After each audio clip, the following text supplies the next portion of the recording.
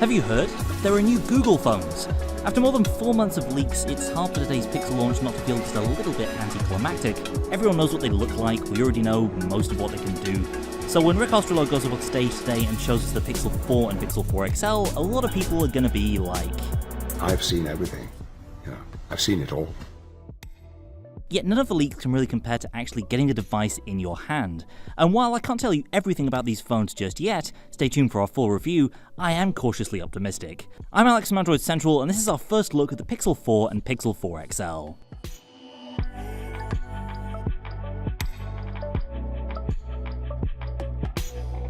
So first the basics. We got a 5.7-inch Pixel 4 and a 6.3-inch Pixel 4 XL, with both being roughly the same size as their predecessors. Like last year's Pixels, both have flat displays, but unlike last year's XL, both now have notchless screens. That's because there's a lot more going on in that top bezel, which we'll get to later. For the Pixel 4, you're looking at a Full HD panel. For the Pixel 4 XL, it's Quad HD, both with 19:9 aspect ratios. The screen also has a new ambient EQ feature to match the white balance of what's around you. But the big thing to know about these screens is that they're also smoother than before with a silky 90Hz refresh rate. It's every bit as smooth as phones like the OnePlus 7 Pro.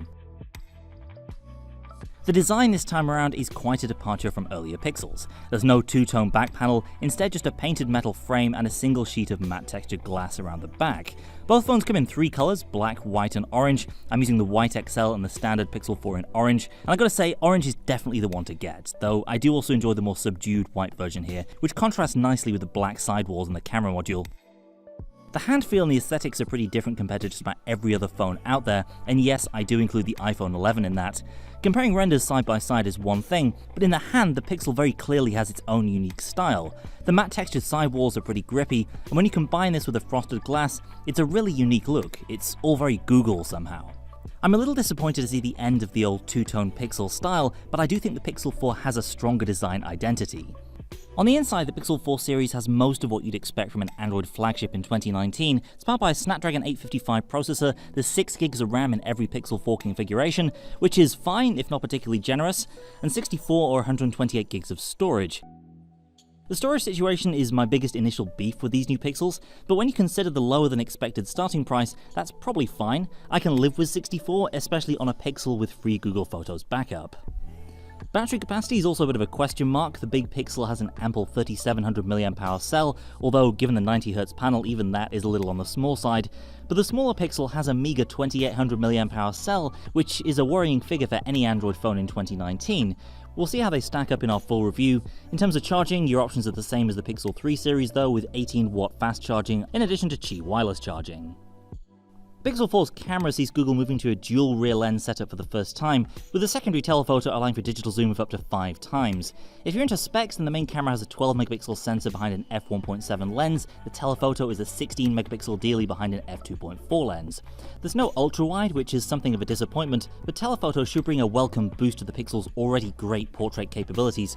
We'll put the cameras through their paces in our full review, but needless to say, I am keen to try out the Pixel's updated night sight capabilities and the new astrophotography feature, considering how phenomenal the Pixel 3 was in nighttime shots. Around the front there's just a single selfie camera, but with a wider field of view to help capture the wide selfies the Pixel 3 series was so great at.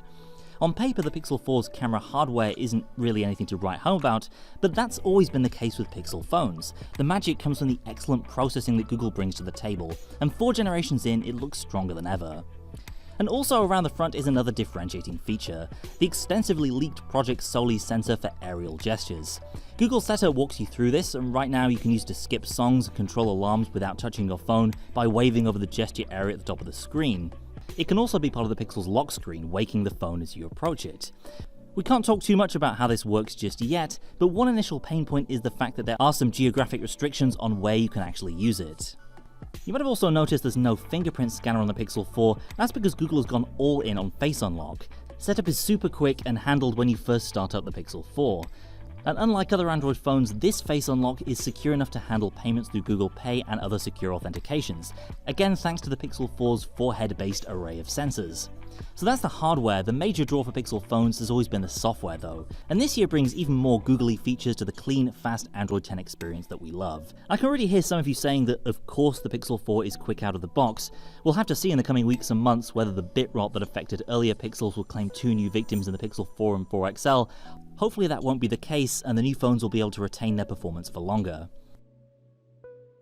On the visual side, the new Pixels have a neat loadout of new live wallpapers, plus the old Pixel back catalogue. There are new theming options too, giving Pixel owners the chance to change fonts and colours to suit their style.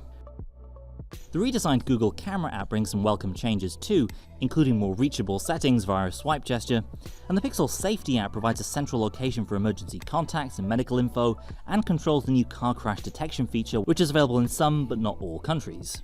Meanwhile, the new Pixel Recorder app offers real-time offline translation of your meetings, which could be a game changer for some people. And related to that, there's also the new Google Assistant, a major feature upgrade which unfortunately is only available in US English at the moment. Like Recorder's offline transcription, the new Assistant runs locally on the phone thanks to the power of the Snapdragon 855. That means Pixel 4 owners can enjoy even quicker responses since Assistant isn't as reliant on your connection speed. Like before, Assistant can be activated with a squeeze or a swipe, and we'll be able to get into how well it works in our full review. Otherwise, this is the Pixel UI we've come to love over the past few years. It's a Google-centric experience that'll be a great fit for anyone who's fully bought into the Google ecosystem. And of course, it is a Pixel, so the haptics are also consistently excellent. Anyway, that's going to do it for our first look at the Pixel 4. After a few lackluster years of Pixel sales, Google needs the series to stand out, and with a new design, a smooth screen, impressive software tricks, and a surprisingly competitive price, it's very possible the Pixel 4 will be up to the challenge. I got that sunshine in my pocket, got that fire like a rocket. Say the word, you know I'm ready to go. Tell your father, your mother, your sister, and your brother. Go and tell everyone you know. So obsessed, cause it's so fresh.